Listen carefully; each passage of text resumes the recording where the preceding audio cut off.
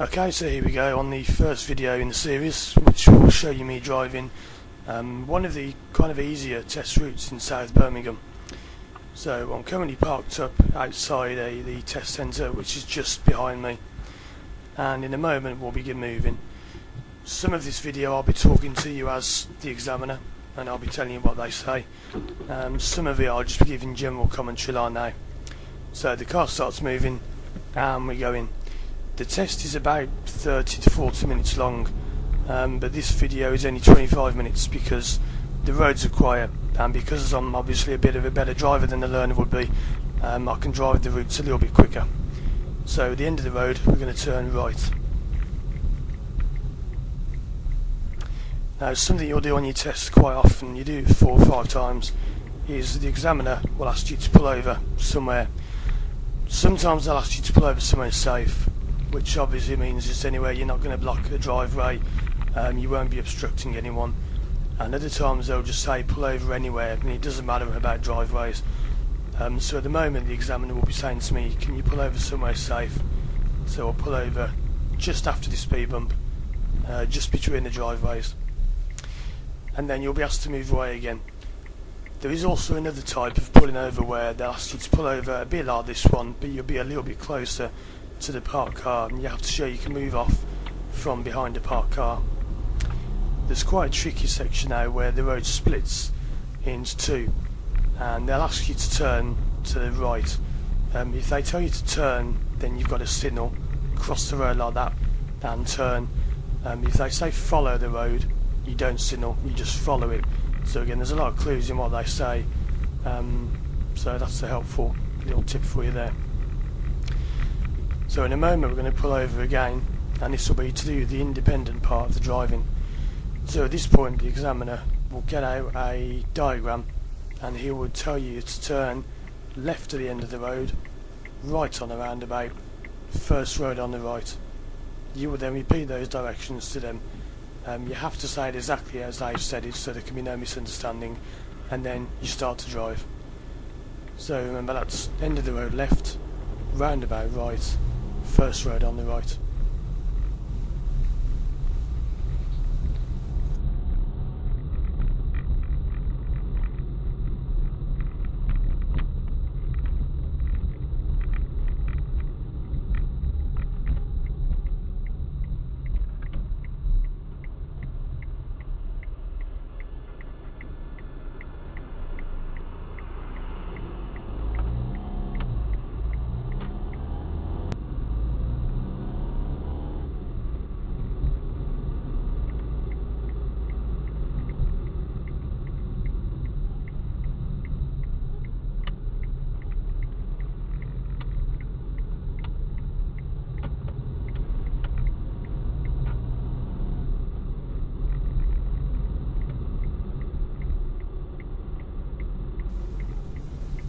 Okay, so that's the independent driving done.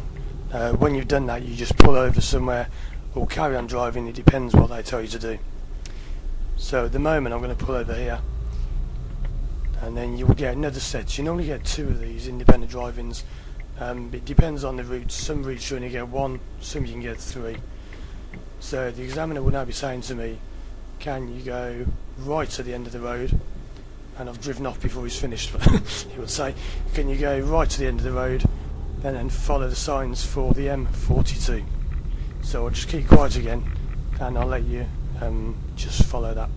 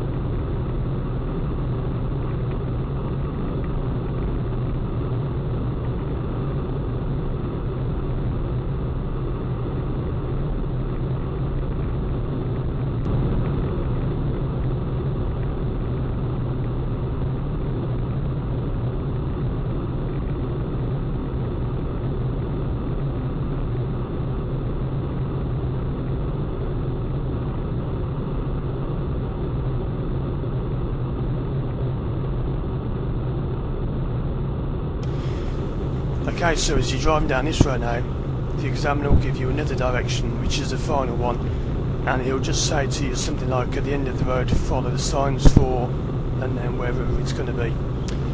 One thing that's important about this is if you get the wrong way, it doesn't matter, there is no wrong way. So at the moment I know it's right because I know the route very well.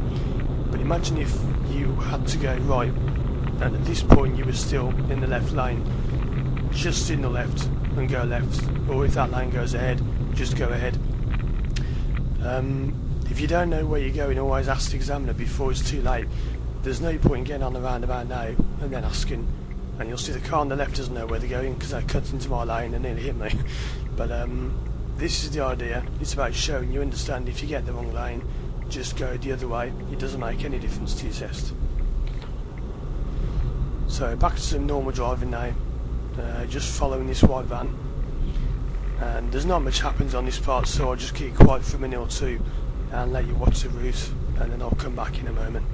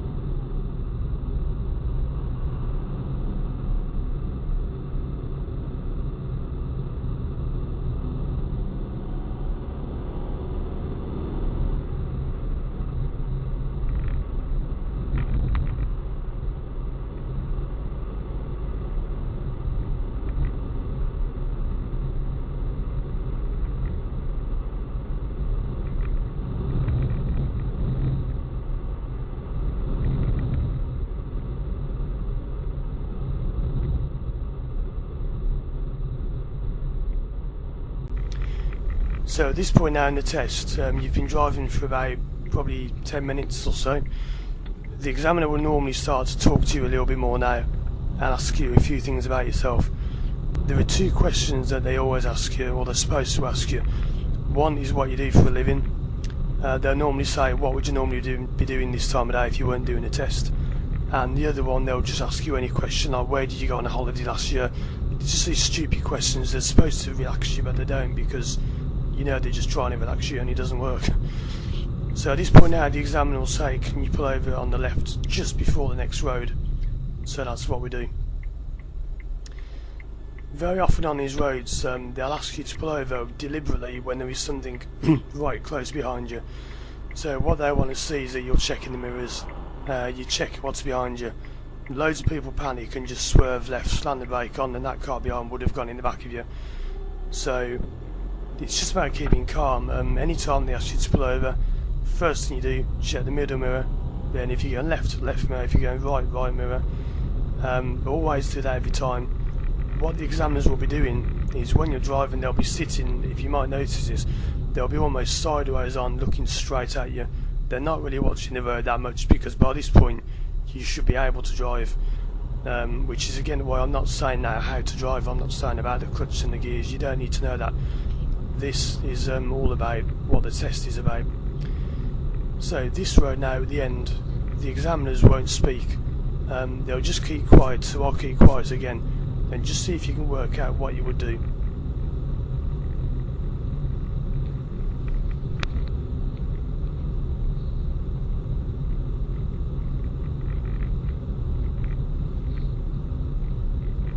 So you can see now you've got a crossroads coming up. So if they haven't said which way do you go, well, the answer is straight ahead. They will tell you this at the beginning of the test, or they should at least.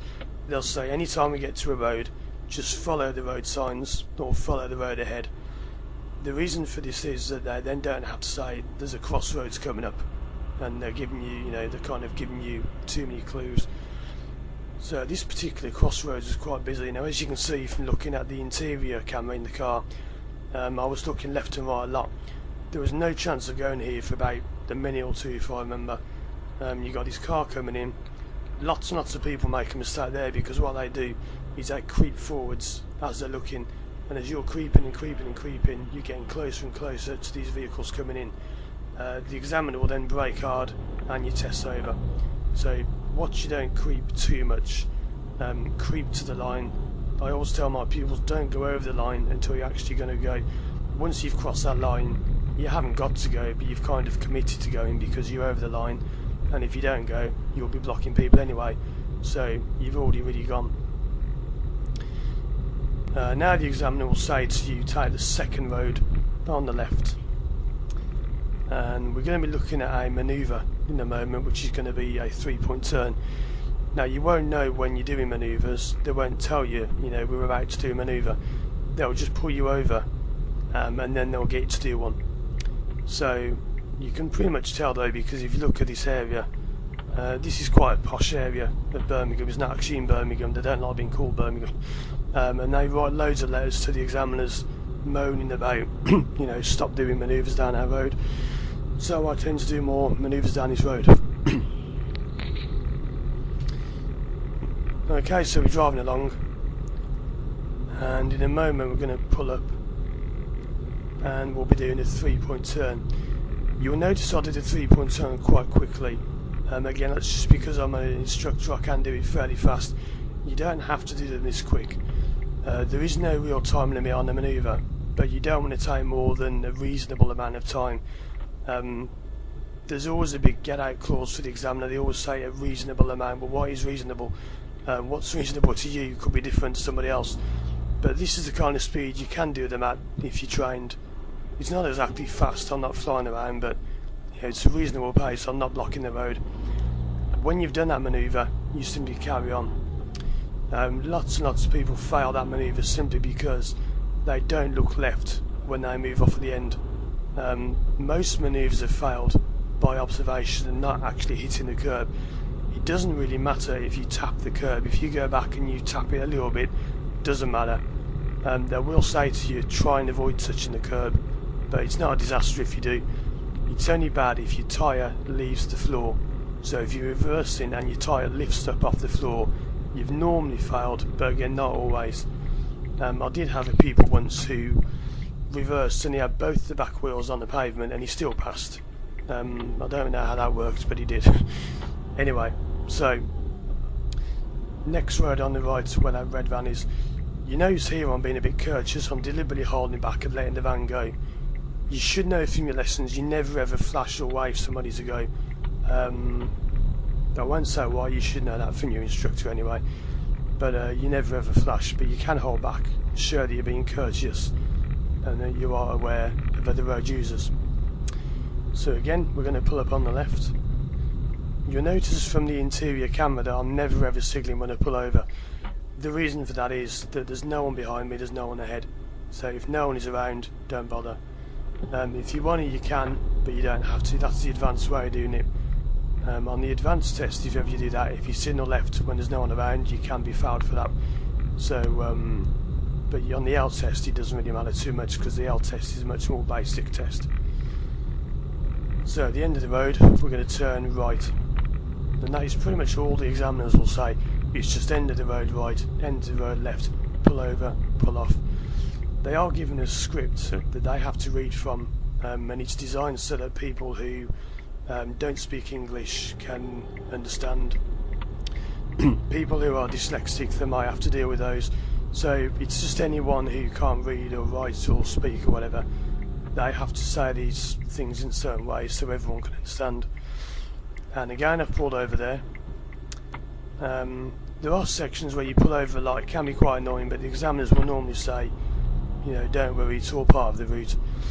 The next video I'll do, I'll talk more about different kinds of examiner that you can get, but this is just an average everyday examiner.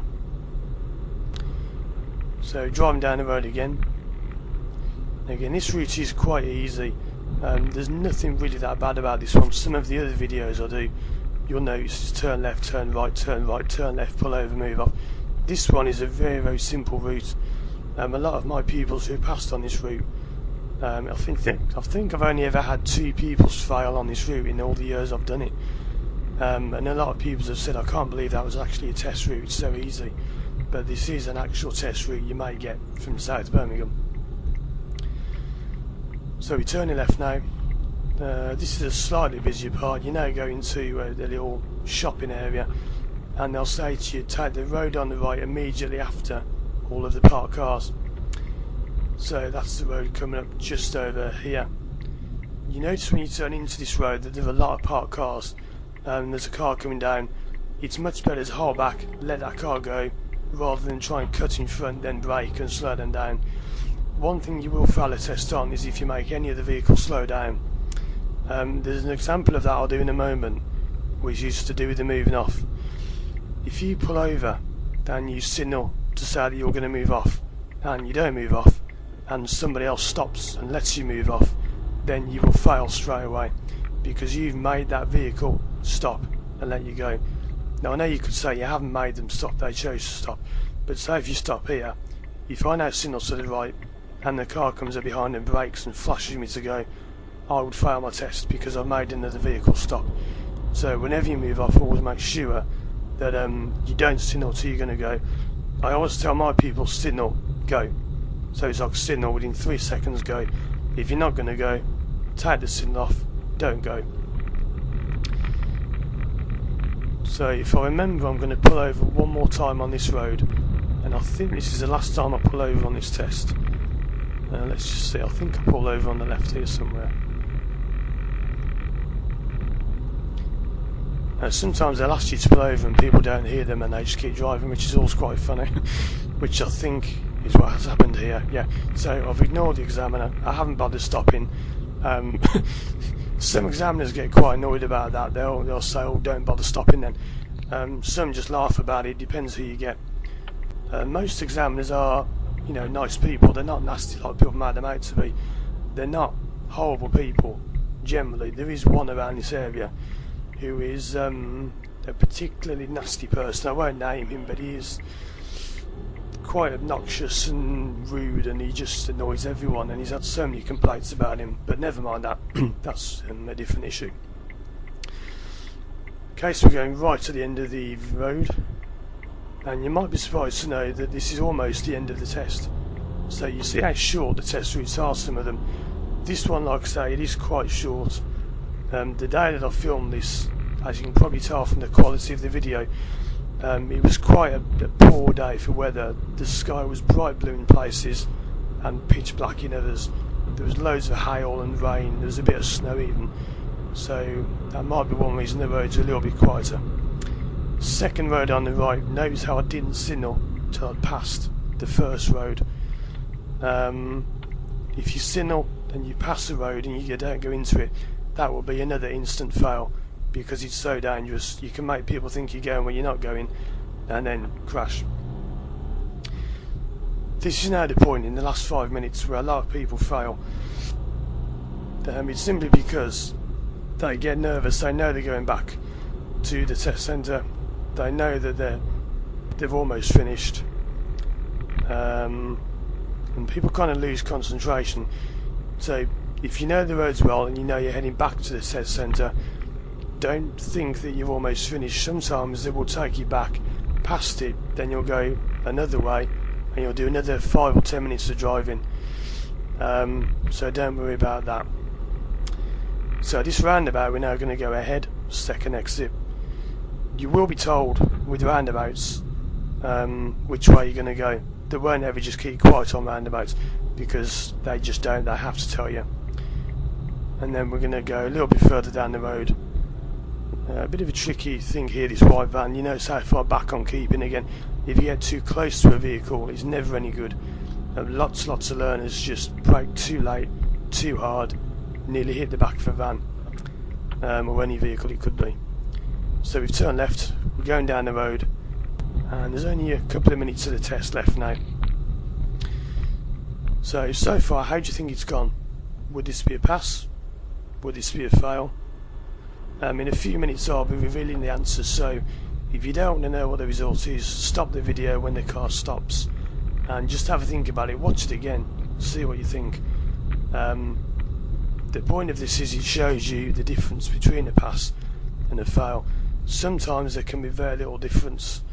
You notice here I'm giving way because there's a car that I saw in the very distance and they flashed me to go.